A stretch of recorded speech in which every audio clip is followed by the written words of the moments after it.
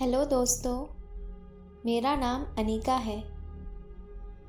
आप सभी को मेरे चैनल भूत प्रेत की कहानी में स्वागत है। आज मैं आपको एक भूतिया घटना बोलने जा रही।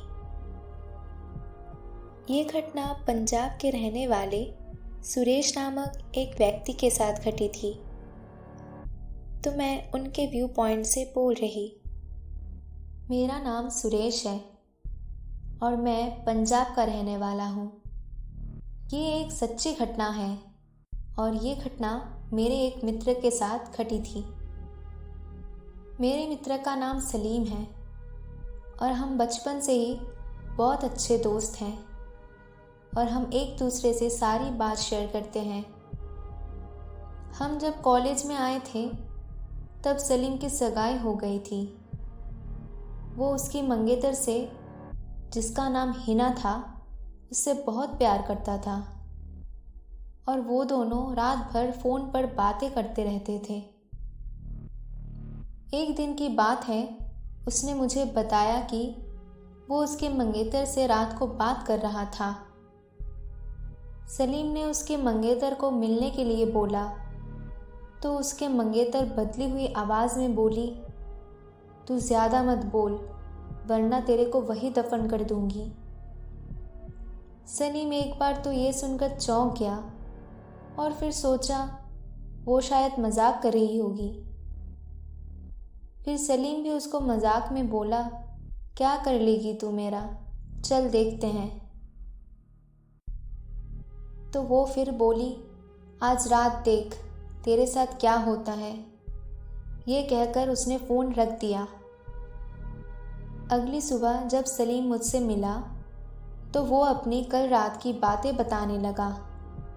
उसने मुझे रात को फ़ोन वाली बात बताई और उस रात उसके साथ जो हुआ वो उसने मुझे बताया। उसने बताया रात को 1-2 बजे के आसपास अचानक उसकी नींद खुली और उसके सामने एक काला लंबी दाढ़ी वाला आदमी बैठा था। वो बोलने लगा, "ले आ गया मैं, अब देख तेरे साथ क्या होता है।" उसने सलीम का गला पकड़ लिया। सलीम ने उसी वक्त अल्लाह का नाम लेते हुए नमाज पढ़ना शुरू कर दिया और वो उसके सामने से गायब हो गया। मुझे उसकी बात सुनकर बड़ा आश्चर्य हुआ कि ऐसे कैसे हो सकता है। उसके अगले दिन सलीम ने फिर अपने मंगेतर से फ़ोन पर बात की और बोला, "कल रात तुम मुझे क्या अनाप शनाप बोल रही थी?" उसकी मंगेतर ने कहा, "ऐसा कैसे हो सकता है, कल तो मैंने फ़ोन ही नहीं किया था।" ये सुनकर सलीम के रोंगटे खड़े हो गए और उसने तुरंत फ़ोन काट दिया। उसी वक्त सलीम ने मुझे फ़ोन किया और बोला उसके मंगेतर की तबीयत ख़राब है और कल उसके घर पर चलना है। अगले दिन हम दोनों तैयार होकर सलीम की मंगेतर के घर गए। वहाँ हमने दरवाज़ा खटखटाया तो उसकी मंगेतर सामने खड़ी थी और बदली हुई आदमी की आवाज़ में बोल रही थी, "तू फिर आ गया ना, तूने अगर अंदर कदम रखा तो यहीं पर तेरी अर्थी निकाल दूंगा।" सलीम बोला, "ये क्या बोल रही हो तुम?" सलीम आगे था और जैसे ही उसने घर में कदम रखा, उसकी मंगेतर ने दीवार पर टंगी तस्वीर उतार कर सलीम के सर पर दे मारी। उसके सर से खून बहने लग गया। सलीम के ससुर और सालों ने उसकी मंगेतर को पकड़कर बिठाया। फिर उसके सालों ने सलीम के सर पर पट्टी बांधी। हीना के दादाजी ने बताया कि हीना को जिन का साया लग गया है। इस पर सलीम के ससुर ने उन्हें अपने मुंह बंद रखने का कहा। थोड़ी देर रुककर हम वहां से सीधे अस्पताल जाकर पट्टी करवाएं। उसके अगले ही दिन मुझे सलीम का फिर से फ़ोन आया कि हीना की तबीयत बहुत ख़राब है और वो अस्पताल में भर्ती है। सलीम ने बाइक निकाली और हम दोनों जल्दी अस्पताल पहुंचे। वहां पर पहुंचते ही हमने डॉक्टर से हिना की हालत पूछी तो उन्होंने बताया कि उसकी हालत बहुत नाजुक है।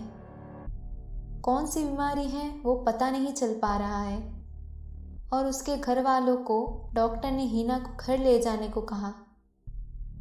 सभी हैरान थे कि ऐसी क्या बीमारी है जिसका इलाज डॉक्टर के पास भी नहीं है। फिर उसके घर वाले हिना को घर ले आए। हिना ने सलीम को बुलाया और कहा कि मैं अब ज़्यादा दिन जिंदा नहीं रह पाऊंगी और तुम किसी अच्छी लड़की से शादी कर लेना। ये सुनकर सलीम की आंखों में आंसू आ गए और बोलने लगा, मैं तुम्हें मरने नहीं दूंगा।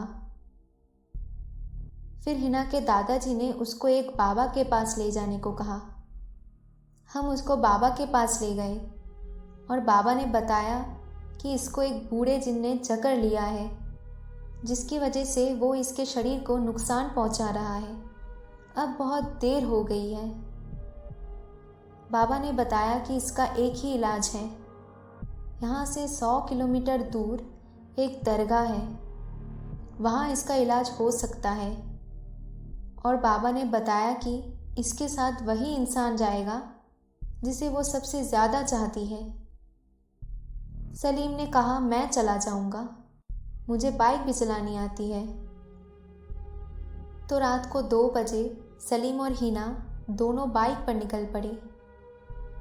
लेकिन आधे घंटे बाद किसी का फ़ोन आया कि सलीम और हिना का एक्सीडेंट हो गया है और वो लोग मर चुके हैं। ये सुनकर मेरा रो रो कर बुरा हाल हो गया। मेरा सबसे करीबी दोस्त अब इस दुनिया में नहीं रहा। दोस्तों, ये रही आज की स्टोरी। आप लोग को ये स्टोरी कैसा लगा कमेंट करके ज़रूर बताइए। दोस्तों, अगर आप लोग के पास भी कोई रियल हॉरर स्टोरी है तो आप मेरे दिए हुए इंस्टाग्राम आईडी या मेल आईडी पे भेज सकते हैं। और इस चैनल को लाइक, सब्सक्राइब, शेयर करना ना भूलें। थैंक यू दोस्तों।